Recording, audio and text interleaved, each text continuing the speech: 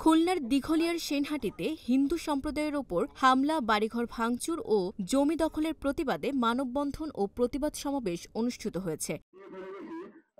১৯ March বুধবার বাদ আসর সেনহাটি ইউনিয়নের বড়ইতলা ঘাটে মানববন্ধনে বক্তৃতা করেন দিঘলিয়ার থানার ছাত্রদলের সিনিয়র যুগ্ম আহ্বায়ক মেহেদী হাসান সাজ্জাদ, যুগ্ম আহ্বায়ক মোহাম্মদ আবিদ আজাদ, ইউনিয়ন স্বেচ্ছাসেবক দলের আহ্বায়ক ভুক্তভোগী পরিবারের প্রফুল্ল কুমার শীল, দীপঙ্কর কুমার শীল সহ শাহ আলম বিশ্বাস, চিত্রগুহ, কমল ঘোষাল, অলোক বিশ্বাস সহ সনাতন ধর্মাবলম্বীদের অসংখ্য ব্যক্তি, পরিবার ও এলাকার সুশীল সমাজের ব্যক্তিবর্গ।